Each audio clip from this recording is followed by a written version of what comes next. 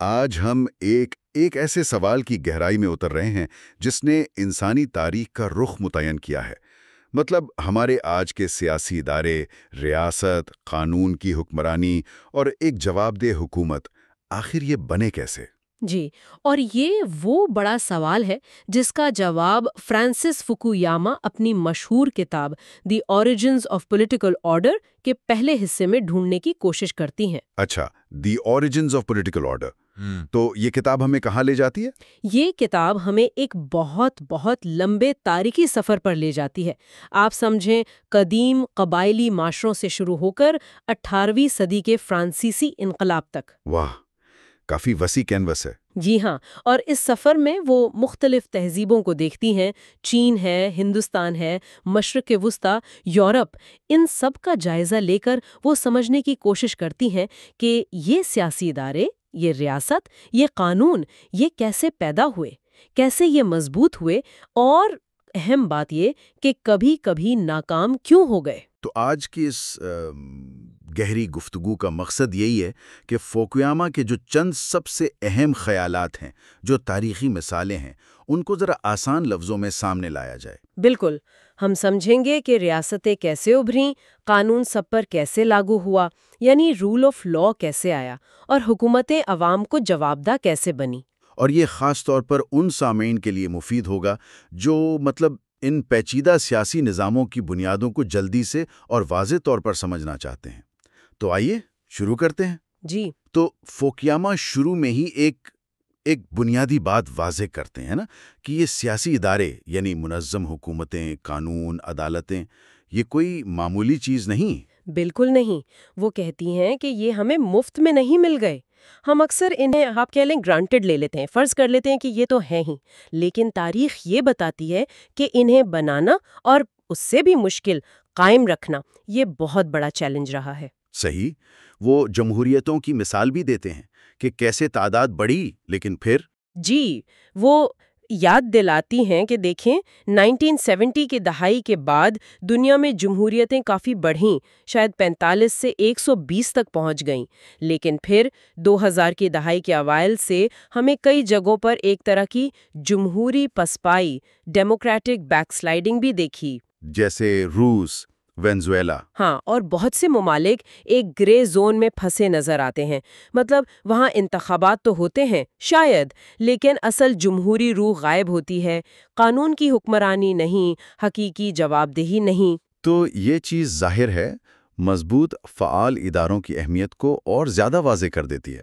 بالکل، اور فوکویاما اس خیال کو بھی مسترد کرتی ہیں کہ ہمیں ریاست کی ضرورت کم ہو رہی ہے یا ختم ہو رہی ہے۔ فینٹیسیز آف اسٹیٹلیسنس کہتی ہیں وہ اسے۔ اچھا، فینٹیسیز آف اسٹیٹلیسنس، یعنی یہ صرف خوش فہمی ہے؟ جی، ان کے مطابق یہ محض خوش فہمی ہے۔ منظم معاشرے کے لیے، نظم و ضبط کے لیے، خدمات کی فراہمی کے لیے ادارے لازمی ہیں۔ لیکن پھر سوال یہ اٹھتا ہے کہ انسان شروع میں کیسے رہتے تھے؟ کیا یہ ادارے ہمیشہ سے تھے؟ Hobbes, Locke, Rousseau. جی، ہابز سمجھتے تھے کہ ریاست سے پہلے تو بس سب کے خلاف جنگ تھی، زندگی مختصر اور وحشتناک۔ لاک نے کہا نہیں، تعاون بھی تھا۔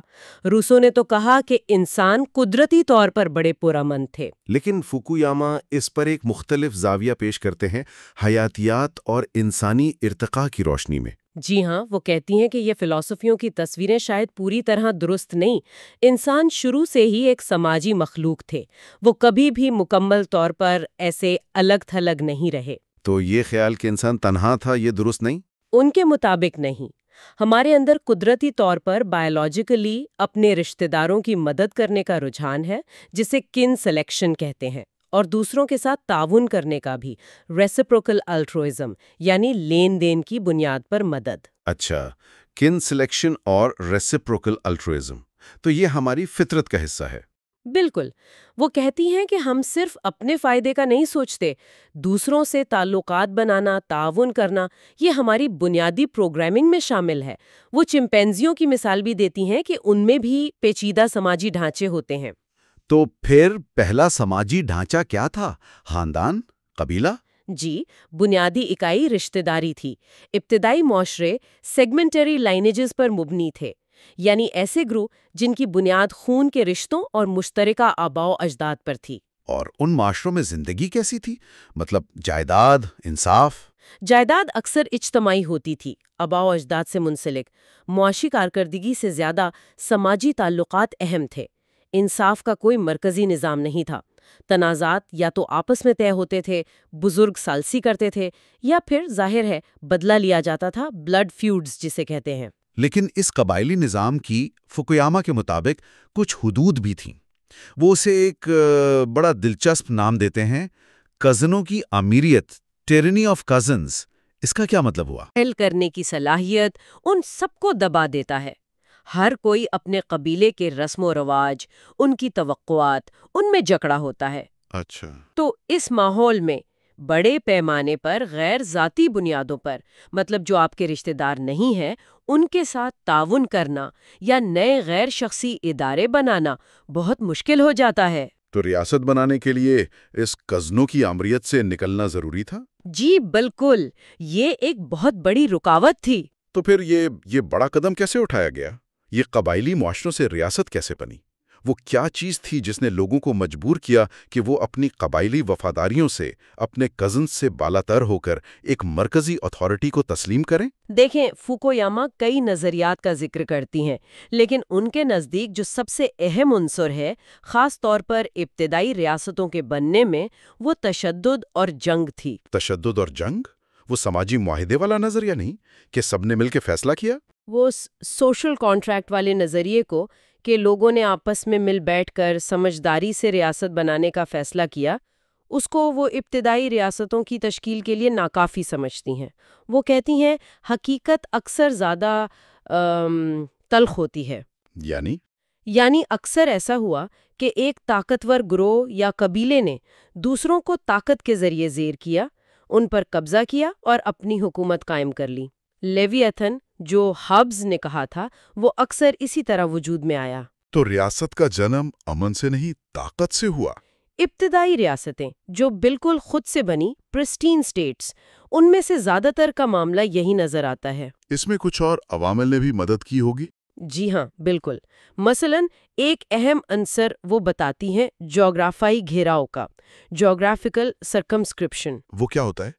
یعنی ایسی جگہیں جہاں لوگوں کے لیے ریاست کی اتھارٹی سے بچ کر بھاگ جانا مشکل ہو، جیسے دریا کی وادیاں جو چاروں طرف سے پہاڑوں یا صحراؤں میں گھری ہوں۔ مصر کی مثال لیں، وہاں سے آپ بھاگ کر کہاں جائیں گے؟ صحیح۔ تو ایسی جگہوں پر ریاست بنانا اور اسے قائم رکھنا زیادہ آسان تھا۔ بالکل۔ ایک اور عنصر کرشماتی قیادت بھی ہو سکتا ہے، کیرزمیٹک اتھارٹی۔ کبھی کبھی کوئی غیر معمولی مذہبی یا فوجی رہنما سامنے آتا ہے جو مختلف بکھرے ہوئے قبائل کو اکٹھا کر لیتا ہے۔ کوئی مثال؟ فوکیاما اس سلسلے میں ابتدائی اسلامی ریاست کی مثال دیتی ہیں کہ کیسے پیغمبر اسلام صلی اللہ علیہ وسلم نے عرب قبائل کو ایک نئی مشترکہ شناخت اور ایک مقصد کے تحت متحد کیا اور ایک ریاست کی بنیاد رکھی۔ اچھا۔ لیکن عمومی طور پر، خاص کر دنیا کی پہلی ریاستوں کے بننے میں، وہ جنگ اور جبر کے کردار کو مرکزی سمجھتی ہیں۔ ٹھیک ہے، تو یہ تو ہوئے ریاست بننے کے کچھ عمومی اصول، لیکن فوکیاما یہ بھی بتاتی ہیں، اور یہ بہت دلچسپ ہے، کہ مختلف تہذیبوں نے ریاست بنانے کے لیے بہت مختلف راستے اختیار کیے۔ آئیے ذرا چین کی مثال دیکھتے ہیں۔ جی، چین ریاست سازی کی ایک بہت ہی پرانی اور آپ کہہ لیں کلاسیکی مثال ہے۔ فوکویاما کے مطابق چین میں ریاست بنانے کا عمل بہت پہلے شروع ہوا اور اس میں جنگ و جدل نے بنیادی کردار ادا کیا۔ جنگ و جدل؟ جی، خاص طور پر وہ دور جسے وارنگ سٹیٹس پیریڈ کہتے ہیں، جو تقریباً 475 سے 221 BC تک چلا۔ اس میں مختلف ریاستیں آپس میں مسلسل بے رحمی سے لڑتی رہیں۔ تو اس لڑائی کا نتیجہ کیا نکلا؟ نتیجہ یہ نکلا کہ زندہ رہنے کے لیے ان ریاستوں کو زیادہ مؤثر بننا پڑا۔ انہیں بہتر فوجیں بنانی پڑیں، بہتر ٹیکس سسٹم بنانے پڑے، زیادہ مرکزی اور منظم انتظامیہ بنانی پڑیں۔ جنگ نے انہیں مجبوراً زیادہ ریاست جیسا بنا دیا۔ اور اسی دوران چین میں وہ لیگلزم یعنی قانونیت کا مکتب فکر بھی ابھرا؟ بالکل، یہ بڑا اہم موڑ تھا۔ لیگلزم نے کہا کہ ریاست کی طاقت اور استحکام سب سے اہم ہے۔ فرد، خاندان، رشتہ داری یہ سب ریاست کے تابع ہونے چاہیے۔ اچھا، انہوں نے سخت قوانین، میرٹ پر مبنی بیوروکریسی یعنی قابلیت کی بنیاد پر افسر شاہی، اور خاص طور پر رشتہ داری کے اثر کو کم کرنے پر زور دیا۔ اور اسی سوچ نے پھر چن خاندان کو چین متحد کرنے میں مدد دی؟ جی ہاں، 221 BC میں اگرچہ چین حکومت بہت جبرانہ تھی اور جلدی ختم ہو گئی، لیکن اس نے جو ایک مضبوط مرکزی ریاست کا ڈھانچہ بنایا وہ بعد میں آنے والے ہان خاندان نے بھی بڑی حد تک اپنایا۔ گو کہ ہان نے اس میں کنفیوشنزم کو بھی شامل کر لیا تھا۔ جی، انہوں نے لیگلزم کے انتظامی ڈھانچے کو کنفیوشنزم کی اخلاقیات اور خاندانی اقدار کے ساتھ ملانے کی کوشش کی، ایک طرح کا توازن قائم کیا جو کئی صدیوں تک چلا۔ ٹھیک ہے، تو چین میں ہم دیکھتے ہیں کہ ایک مضبوط مرکزی ریاست بنی جس نے کوشش کی کہ معاشرے کو خاص طور پر خاندانی اور قبائلی ڈھانچوں کو کنٹرول کیا جائے بلکہ کمزور کیا جائے۔ جی، ایک طرح سے ریاست نے معاشرے پر غلبہ پانے کی کوشش کی۔ اب اگر اس کا موازنہ ہم ہندوستان سے کریں تو فوکیاما کہتی ہیں کہ تصویر بالکل الٹ نظر آتی ہے۔ جی ہاں، بالکل الٹ۔ ہندوستان کا راستہ بہت مختلف تھا۔ ایک تو یہاں چین جیسی شدید اور مستقل جنگیں نہیں ہوئیں جو ریاست کو مضبوط کرتیں، آبادی بھی زیادہ پھیلی ہوئی تھی۔ تو پھر یہاں کیا خاص بات تھی؟ فوکیاما کہتی ہیں کہ ہندوستان کی سب سے خاص بات اس کا ذات پات کا نظام تھا، ورنا اور جاتی۔ ذات پات کا نظام اس نے ریاست سازی پر کیسے اثر ڈالا؟ اس نظام نے معاشرے کو ایک بہت مضبوط خودکار قسم کا ڈھانچہ فراہم کیا۔ مطلب معاشرہ اتنا منظم تھا ذات پات کی بنیاد پر کہ وہ ریاست کے بغیر بھی ایک حد تک اپنا نظم و ضبط قائم رکھ سکتا تھا۔ لوگ جانتے تھے کہ انہیں کیا کرنا ہے، ان کا مقام کیا ہے۔ اچھا، تو معاشرہ خود ہی بہت مضبوط تھا۔ جی، لیکن اسی سماجی طاقت نے فوکیاما کے مطابق ریاست کو نسبتاً کمزور رکھا۔ یہ تو بڑی دلچسپ بات ہے۔ مطلب ایک مضبوط معاشرہ لیکن کمزور ریاست، یہ کیسے؟ دیکھیں، ہندوستان میں برہمن طبقے نے مذہبی اور سماجی قوانین کے ذریعے بادشاہوں کی طاقت کو کافی حد تک محدود رکھا۔ وہ قانون کی تشریح کرتے تھے اور بادشاہ بھی ان قوانین کا پابند سمجھا جاتا تھا۔ یہ ایک طرح سے قانون کی حکمرانی کی ابتدائی شکل تھی، آپ کہہ سکتی ہیں۔ لیکن یہ اختیار کسی ایک مرکزی ادارے کے پاس نہیں تھا۔ نہیں، جیسا کہ یورپ میں بعد میں چرچ بنا، یہاں یہ اختیار زیادہ منتشر تھا، مختلف برہمن گروہوں میں بٹا ہوا تھا۔ اس لیے ہندوستان میں بڑی سلطنتیں تو بنی، جیسے موریہ سلطنت، اشوک کی سلطنت۔ ہاں، اشوک کا نام تو سنا ہے۔ جی، لیکن وہ چین کی ریاستوں جیسی گہری، مرکزی اور پائیدار نہیں تھی۔ وہ اکثر زیادہ پیٹریمونیل تھیں، یعنی بادشاہ کی ذاتی جاگیر جیسی، اور جیسے ہی کوئی مضبوط حکمران ہٹتا تھا وہ بکھر جاتی تھیں۔ تو یہ ایک بنیادی تضاد سامنے آتا ہے جو فوکویاما دکھاتی ہیں۔ چین میں مضبوط ریاست اور نسبتاً کمزور معاشرہ، جبکہ ہندوستان میں مضبوط معاشرہ اور نسبتاً کمزور ریاست۔ بالکل، یہ ان کی کتاب کا ایک مرکزی نقطہ ہے۔ اب تیسرا راستہ دیکھتے ہیں، مشرق وسطیٰ۔ وہاں قبائلیت سے نکلنے کا ایک اور ہی طریقہ ڈھونڈا گیا، فوجی غلامی کا نظام۔ یہ کیا چیز تھی؟ یہ ایک بہت ہی آپ کہیں انوکھی اور مؤثر ایجاد تھی، خاص طور پر عباسی خلیفہ نے 8ویں 9ویں صدی میں اسے شروع کیا۔ کیوں؟ انہیں کیا ضرورت پیش آئی؟ انہیں یہ مسئلہ درپیش تھا کہ ان کی اپنی عرب یا مقامی قبائلی فوجیں اکثر ناقابل اعتبار ہوتی تھیں، ان کی وفاداریاں اپنے قبیلے سے زیادہ ہوتی تھیں، ریاست یا خلیفہ سے کم، بغاوتیں عام تھیں۔ اچھا، تو وفاداری کا مسئلہ تھا۔ جی، اس کا حل انہوں نے یہ نکالا کہ غیر مسلم علاقوں سے، خاص طور پر وسطی ایشیا کے ترک قبائل سے نوجوان غلام خریدے جائیں یا جنگ میں پکڑے جائیں، پھر انہیں مسلمان کیا جائے، بہترین فوجی تربیت دی جائے اور انہیں براہ راست خلیفہ کا وفادار بنایا جائے۔ یہ مملوک کہلائے۔ مملوک یعنی غلام فوجی؟ بالکل، مقصد یہ تھا کہ ایک ایسی اعلیٰ پائے کی فوجی قوت تیار کی جائے جس کی کوئی مقامی قبائلی جڑیں نہ ہوں، کوئی مقامی وفاداریاں نہ ہوں، اور وہ صرف اور صرف ریاست اور حکمران کے مفاد میں لڑے۔ اور کیا یہ نظام کامیاب رہا؟ بہت زیادہ۔ بعد میں مصر اور شام کی مملوک سلطنت تو پوری اسی بنیاد پر قائم ہوئی، اور پھر عظیم عثمانی سلطنت نے اسی ماڈل کو اپنایا اور اسے کمال تک پہنچایا۔ عثمانیوں کا وہ دیو شرما نظام؟ جی، دیو شرما نظام، جس میں وہ بلکان کے عیسائی علاقوں سے بچپن میں لڑکے بھرتی کرتے تھے، انہیں مسلمان بناتے تھے، تعلیم و تربیت دیتے تھے، اور پھر انہیں فوج یا انتظامیہ میں اعلیٰ عہدوں پر فائز کرتے تھے۔ ینیچری فوج اسی نظام کی پیداوار تھی۔ تو اس نظام نے انہیں ایک بہت مرکزی اور طاقتور ریاست بنانے میں مدد دی؟ جی ہاں، انتہائی مرکزی۔ میکیاویلی نے بھی عثمانی سلطان کی طاقت کو نوٹ کیا تھا، لیکن وقت کے ساتھ ان نظاموں میں بھی ظاہر کمزوریاں پیدا ہوئیں۔ جانشینی کے جھگڑے، اندرونی دھڑے بندیاں اور نئی فوجی ٹیکنالوجی نہ اپنانے جیسے مسائل ان کے زوال کا باعث بنے۔ ٹھیک ہے، تو ہم نے دیکھا کہ ریاستیں کیسے بنی اور مختلف علاقوں میں ان کی شکل کیسی تھی، چین، ہندوستان، مشرق وسطیٰ۔ لیکن جدید سیاسی نظام کے دو اور اہم ستون ہیں جن کی بات فوکویاما کرتے ہیں: قانون کی حکمرانی اور جواب دہی۔ پہلے قانون کی حکمرانی یعنی رول آف لا کو لیتے ہیں، اس سے کیا مراد ہے؟ قانون کی حکمرانی کا سادہ مطلب، جیسا کہ نام سے ظاہر ہے، یہ ہے کہ قانون سب سے بالا تر ہے، یعنی قانون حکمران سے بھی اوپر ہے۔ حکمران اپنی مرضی سے جب چاہے قانون کو بدل نہیں سکتا یا اسے نظر انداز نہیں کر سکتا، وہ خود بھی قانون کے تابع ہے۔ اور فوکویاما کہتی ہیں کہ اس تصور کی جڑیں اکثر کہاں ہوتی ہیں؟ وہ کہتی ہیں کہ اس کی جڑیں اکثر مذہب یا بہت پرانے مقدس سمجھے جانے والے رسم و رواج میں ہوتی ہیں۔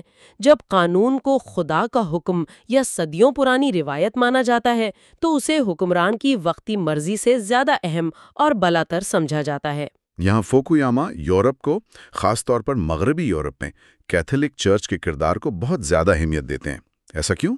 جی، یہ ان کی کتاب کا ایک اور بہت اہم اور شاید متنازع نقطہ بھی ہے۔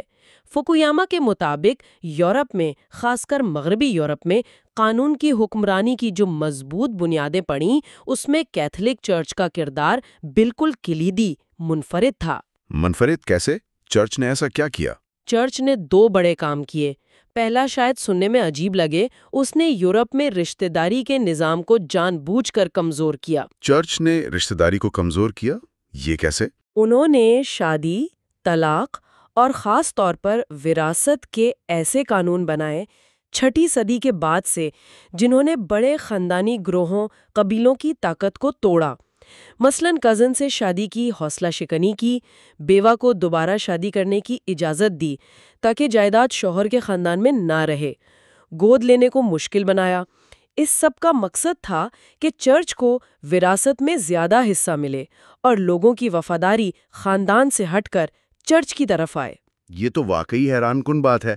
اور دوسرا بڑا کام کیا تھا؟ دوسرا اور قانون کی حکمرانی کے لیے شاید اس سے بھی زیادہ اہم کام یہ تھا کہ چرچ نے خود کو ریاست یعنی بادشاہوں اور شہنشاہوں سے الگ ایک آزاد قانونی اور سیاسی طاقت کے طور پر قائم کیا۔ اچھا، وہ کیسے ہوا؟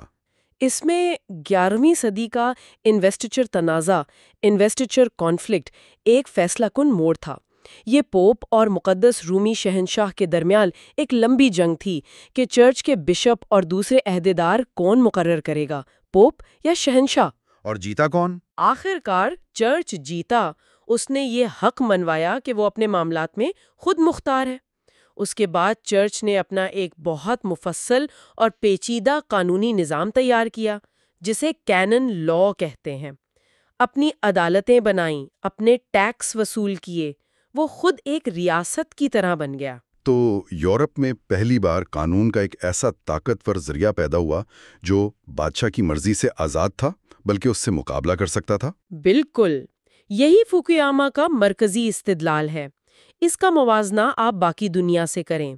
ہندوستان میں مذہبی قانون تھا، دھرم شاستر، لیکن کوئی ایک مرکزی مذہبی ادارہ نہیں تھا جو بادشاہ کو چیلنج کر سکے۔ صحیح۔ مشرق وسطیٰ میں شریعت موجود تھی اور علماء کا ایک طبقہ بھی تھا، لیکن اکثر و بیشتر ریاست یعنی خلیفہ یا سلطان مذہبی اتھارٹی پر حاوی رہا۔ اسے سیزرو پیپزم بھی کہتے ہیں، یعنی حکمران ہی مذہبی پیشوا بھی بن جائے۔ اور چین؟ اور چین میں تو جیسا ہم نے دیکھا قانون کا کوئی آزاد ماورائی ذریعہ تھا ہی نہیں جو شہنشاہ کے اختیار کو محدود کر سکے۔ قانون بس وہی تھا جو شہنشاہ نے کہہ دیا۔ اسے اورینٹل ڈسپوٹزم کے نظریے سے بھی جوڑا جاتا ہے۔ تو اسی لیے فوکویاما کے نزدیک یورپ میں قانون کی حکمرانی کی روایت باقی دنیا سے زیادہ مضبوط ہوئی۔ جی، ان کے تجزیے کے مطابق اس کی بنیادی وجہ چرچ کا یہ منفرد کردار تھا۔ ٹھیک ہے، قانون کی حکمرانی کے بعد دوسرا اہم ستون ہے جواب دہی، اکاؤنٹیبلٹی۔ اس کا کیا مطلب ہے؟ جواب دہی کا مطلب یہ ہے کہ حکمران جو ریاست چلا رہے ہیں وہ صرف اپنے مفادات کا نہیں بلکہ عوام یا کم از کم معاشرے کے جو اہم اور بااثر طبقے ہیں ان کے مفادات کا بھی خیال رکھیں، وہ ان کے سامنے کسی نہ کسی طرح جواب دہ ہوں۔ یہ جواب دہی اخلاقی بھی ہو سکتی ہے، جیسے چین میں کنفیوژنزم کہتا تھا کہ حکمران کو عوام کا باپ بننا چاہیے۔ جی، اخلاقی بھی ہو سکتی ہے، لیکن فوکویاما زیادہ زور رسمی ادارہ جاتی جواب دہی پر دیتی ہے، یعنی ایسے ادارے موجود ہوں جیسے پارلیمنٹ یا اسمبلی یا انتخابات کا نظام جن کے ذریعے حکمرانوں کو عوام کے سامنے جواب دہ ٹھہرایا جا سکے۔ اور یہ ادارے یورپ میں کیوں زیادہ پنپ سکے؟ قانون کی حکمرانی کی طرح کیا یہاں بھی یورپ کا راستہ منفرد تھا؟ ہاں، یہاں بھی فوکویاما یورپ کی ایک خاصیت کی نشاندہی کرتی ہیں۔ وہ کہتی ہیں کہ یورپ میں ریاست سازی کا عمل، یعنی بادشاہوں کا اپنی طاقت کو مرکزی اور مضبوط کرنے کا عمل، نسبتاً دیر سے شروع ہوا۔ دیر سے؟ کس کے مقابلے میں؟ چین یا مشرق وسطیٰ کے مقابلے میں۔ تو جب یورپی بادشاہ اپنی طاقت بڑھانے لگے 11ویں-12ویں صدی کے بعد، تو انہیں پہلے سے موجود کافی طاقتور گروہوں کی طرف سے منظم مزاحمت کا سامنا کرنا پڑا۔ کون سی گروہ تھے یہ؟ یہ تھے بڑے بڑے جاگیردار، امرا، نوبلٹی، خود کیتھولک چرچ جس کی ہم نے بات کی، اور کئی جگہوں پر خود مختار شہر، فری سٹیز، جن کے اپنے حقوق اور فوجیں تھیں۔ اچھا، تو بادشاہ اکیلا نہیں تھا، اس کے مد مقابل بھی کھڑے تھے۔ بالکل، تو بادشاہوں کو اپنی طاقت بڑھانے کے لیے اکثر ان گروہوں کے ساتھ لڑنا بھی پڑا، لیکن ساتھ ہی ساتھ سمجھوتا بھی کرنا پڑا۔ انہیں ان گروہوں کے کچھ حقوق تسلیم کرنے پڑے، ان کے کچھ مطالبات ماننے پڑے، اور انہیں حکومت میں کسی نہ کسی شکل میں نمائندگی دینی پڑی۔ جیسے انگلینڈ میں پارلیمنٹ بنی؟ جی، جیسے انگلینڈ میں پارلیمنٹ بنی، جس میں شروع میں بڑے امراء اور چرچ کے نمائندے ہوتے تھے، پھر چھوٹے جاگیردار اور شہروں کے نمائندے بھی شامل ہو گئے۔ فرانس میں اسٹیٹس جنرل تھی، اسپین میں کورٹس تھی۔ یہ ادارے اسی لین دین اور کشمکش سے پیدا ہوئے۔ تو جواب دہی کا جنم ایک طرح سے ریاست اور معاشرے کے طاقتور طبقوں کے درمیان ایک توازن سے ہوا۔ جی ہاں، ایک پاور سٹرگل سے ہوا۔ جہاں بادشاہ بالکل ہی حاوی ہو گیا وہاں جواب دہی کمزور رہی، جہاں معاشرے کے طبقے بہت زیادہ حاوی ہو گئے اور ریاست کو کمزور کر دیا وہاں بھی مسئلہ پیدا ہوا۔ لیکن یورپ کے اندر بھی تو سب جگہ ایک جیسے ادارے نہیں بنے۔ فوکویاما اس فرق کی بھی وضاحت کرتی ہیں۔ جی بالکل، وہ بتاتی ہیں کہ اس توازن کے نتیجے میں یورپ میں کم از کم 4 مختلف قسم کے سیاسی نظام ابھرے۔ 4 قسم کے؟ کون کون سے؟ ایک وہ کہتی ہیں کمزور مطلق العنانیت، ویک ایبسولوٹزم، جیسے فرانس اور اسپین میں۔ یہاں بادشاہ طاقتور تو ہوئے لیکن انہیں مقامی اشرافیہ اور اداروں سے بہت سے مصالحتیں کرنی پڑیں۔ نتیجہ کیا ہوا؟ ریاست دفاتر بیچنے لگی، ٹیکس وصولی نااہل ہاتھوں میں چلی گئی، اور مراعات یافتہ طبقوں کی طرف سے ناجائز فائدہ اٹھانے یعنی رینٹ سیکنگ اور بدعنوانی کا رجحان بہت بڑھ گیا۔ اچھا، یعنی ریاست مضبوط تو ہوئی پر پوری طرح نہیں۔ جی، دوسری قسم تھی مضبوط مطلق العنانیت، جس کی بہترین مثال روس ہے۔ وہاں منگول حملوں کی وراثت، کمزور اشرافیہ، کمزور چرچ، ان سب کی وجہ سے زار، جسے کازار بھی کہتے ہیں، بہت زیادہ طاقتور ہو گیا۔ اس نے اشرافیہ کو اپنی خدمت پر لگا دیا اور کسانوں کو مکمل طور پر غلام، سرف بنا دیا۔ وہاں جواب دہی کا کوئی سوال ہی نہیں تھا۔ ٹھیک ہے، تیسری قسم؟ تیسری قسم کو وہ کہتی ہیں ناکام اولیگارکی، یعنی فیلڈ اولیگارکی، جیسے ہنگری اور پولینڈ میں۔ یہاں معاملہ الٹ تھا۔ اشرافیہ اتنی طاقتور تھی کہ اس نے بادشاہ کو بالکل بے بس کر دیا، اسے منتخب کرنے لگی، لیکن وہ آپس میں متحد نہیں تھے اور نہ ہی انہوں نے ایک مضبوط مرکزی ریاست بننے دی۔ نتیجہ یہ ہوا کہ یہ ریاستیں اندرونی خلفشار اور بیرونی حملوں کا شکار ہو کر ختم ہو گئیں۔ یعنی اشرافیہ نے بادشاہ کو تو قابو کر لیا لیکن ریاست ہی ڈبو دی۔ بالکل۔ اور چوتھی قسم تھی جواب دہ حکومت، اکاؤنٹیبل گورنمنٹ، جس کی سب سے کلاسیکی مثال انگلینڈ ہے۔ انگلینڈ میں ایسا کیا خاص ہوا؟ انگلینڈ میں جیسا ہم نے ذکر کیا، بادشاہ، اعلیٰ اشرافیہ، نوبیلٹی، کم تر اشرافیہ، جینٹری اور ابھرتے ہوئے شہری طبقے کے درمیان ایک خاص قسم کا توازن قائم ہوا۔ ان میں آپس میں لڑائیاں بھی ہوئیں، خانہ جنگی بھی ہوئی، لیکن آخر کار ایک مضبوط پارلیمنٹ وجود میں آئی جو قانون سازی کرتی تھی، ٹیکس منظور کرتی تھی اور بادشاہ کی طاقت کو مؤثر طریقے سے محدود کرتی تھی۔ وہاں کامن لاء کی روایت بھی مضبوط تھی۔ تو انگلینڈ میں وہ توازن حاصل ہو گیا جو جواب دہی کے لیے ضروری تھا؟ جی ہاں، فکویاما ڈنمارک کی بھی مثال دیتی ہیں، جہاں ایک مختلف راستے سے معاشی اور مذہبی عوامل کی بنا پر ایک جواب دہ حکومت قائم ہوئی۔ تو اہم بات یہ ہے کہ جواب دہ حکومت کا بننا مختلف سماجی طبقوں کے درمیان طاقت کے توازن اور ان کی آپس میں مل کر اجتماعی عمل کرنے کی صلاحیت پر منحصر تھا۔ یہ واقعی بہت پیچیدہ تصویر ہے۔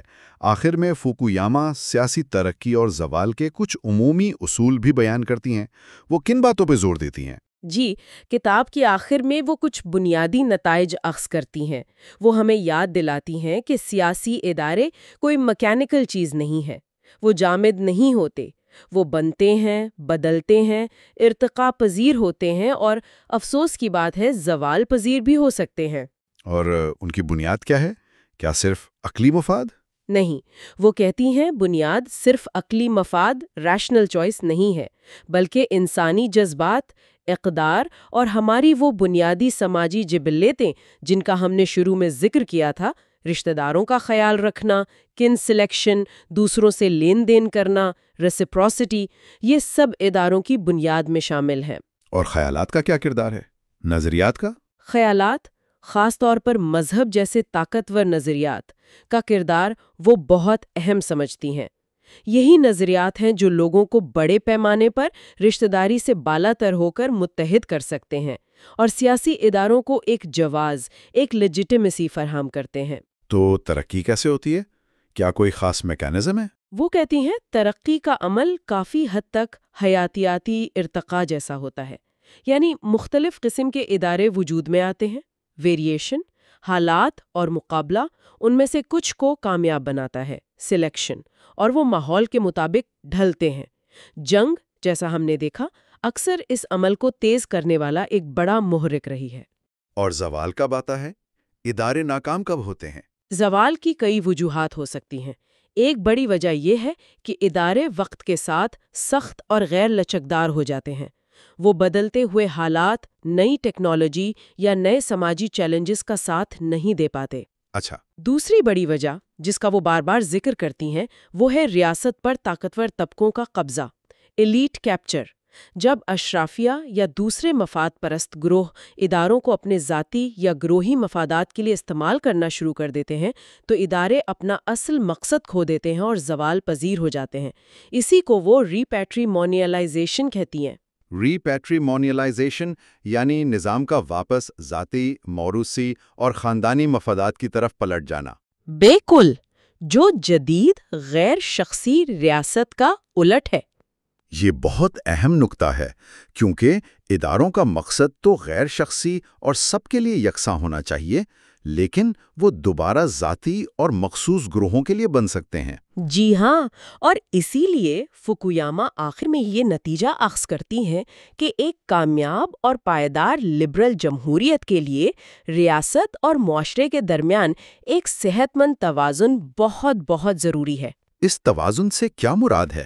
اس سے مراد ہے کہ آپ کو ایک ایسی ریاست چاہیے جو مضبوط ہو، مؤثر ہو، قانون نافذ کر سکے، خدمات فراہم کر سکے، لیکن ساتھ ہی آپ کو ایک ایسا مضبوط، منظم اور متحرک معاشرہ بھی چاہیے جو ریاست پر نظر رکھ سکے، اسے سوال کر سکے اور اسے جوابدہ بنا سکے۔ یعنی نہ تو ریاست اتنی کمزور ہو کہ انتشار پھیل جائے، بالکل جیسے ناکام ریاستوں میں ہوتا ہے۔ اور نہ ہی ریاست اتنی طاقتور اور بے لگام ہو جائے کہ وہ عوام پر ظلم کرنے لگے اور آمریت قائم ہو جائے۔ جی، جیسے مطلق العنان ریاستوں میں ہوتا ہے۔ فوکویاما چین کی مثال دیتے ہوئے اسے برے شہنشاہ کا مسئلہ کہتی ہے۔ برے شہنشاہ کا مسئلہ؟ یعنی ایک ایسا نظام جہاں طاقت ایک شخص یا ایک چھوٹے گروہ کے پاس مرتکز ہو اور جواب دہی کے مؤثر ادارے نہ ہوں، وہاں اگر کوئی برا، نااہل یا بدعنوان حکمران آ جائے تو پورے نظام کے تباہ ہونے کا خطرہ ہوتا ہے، کیونکہ اسے روکنے والا کوئی نہیں ہوتا۔ صحیح۔ تو خلاصہ یہ ہے، اگر ہم پوری گفتگو کو سمیٹیں، کہ فوکویاما ہمیں یہ بتاتی ہیں کہ یہ جو ہمارے جدید سیاسی ادارے ہیں، ریاست، قانون کی حکمرانی اور جواب دہی، یہ تاریخ کے کسی حادثے یا اتفاق کا نتیجہ نہیں ہے۔ جی نہیں، بالکل نہیں، بلکہ یہ ایک بہت طویل، پیچیدہ اور اکثر پرتشدد ارتقائی عمل کا حاصل ہے۔ اور مختلف تہذیبوں نے ان اداروں کو بنانے کے لیے بہت مختلف راستے اپنائے ہیں، جن پر ان کی اپنی تاریخ، جغرافیہ، سماجی ساخت اور ان کے نظریات نے گہرے اثرات ڈالے ہیں۔ بالکل، کوئی ایک سیدھا راستہ نہیں تھا جو سب نے اختیار کیا۔ اور شاید سب سے اہم سبق جو اس کتاب سے ملتا ہے وہ یہی ہے کہ یہ ادارے کتنے نازک ہو سکتے ہیں۔ انہیں بنانا جتنا مشکل ہے، انہیں قائم رکھنا، خاص طور پر ریاست اور معاشرے کے درمیان وہ صحیح توازن برقرار رکھنا، شاید اس سے بھی زیادہ مشکل کام ہے۔ مضبوط ادارے ضروری ہیں، اس میں کوئی شک نہیں، لیکن ان اداروں پر چیک اینڈ بیلنس یعنی روک ٹوک اور توازن کے نظام بھی اتنے ہی ضروری ہیں تاکہ وہ اپنے راستے سے نہ ہٹیں۔ بالکل، اور آخر میں شاید سامعین کے لیے ایک سوال چھوڑا جا سکتا ہے جس پر وہ خود غور کریں۔ فوکویاما نے یہ کتاب آج کل کے جو کچھ پریشان کن عالمی رجحانات ہیں ان سے پہلے لکھی تھی۔ کون سے رجحانات؟ جیسے کئی ممالک میں آمریت کا دوبارہ مقبول ہونا، یا جو قائم شدہ جمہوریتیں ہیں ان میں بھی جمہوری اقدار اور اداروں کا کمزور پڑنا، جسے ڈیموکریٹک ریسیشن کہا جا رہا ہے۔ ہاں، یہ تو ہم دیکھ رہے ہیں۔ تو سوال یہ ہے کہ آج ان چیلنجز کو دیکھتے ہوئے فوکویاما کا یہ جو تاریخی اور نظریاتی فریم ورک ہے، یہ ہمیں کیا سمجھنے میں مدد دے سکتا ہے؟ جب ریاست اور معاشرے کا یہ نازک توازن بگڑتا ہے، جیسا کہ آج ہمیں کئی جگہوں پر بگڑتا ہوا نظر آ رہا ہے، تو اس کے نتائج کیا ہوتے ہیں؟ اور شاید سب سے اہم سوال، اس توازن کو دوبارہ کیسے قائم کیا جا سکتا ہے؟ یہ واقعی بہت اہم اور اس وقت شاید سب سے اہم سوالات ہیں جن پر ہم سب کو سوچنے کی ضرورت ہے۔ سیاسی اداروں کی اس پیچیدہ تاریخ اور ان کی نزاکت کو سمجھنا آج پہلے سے کہیں زیادہ ضروری ہو گیا ہے۔ اس بہت ہی دلچسپ اور گہری گفتگو میں شامل ہونے کا بہت شکریہ۔ بہت شکریہ۔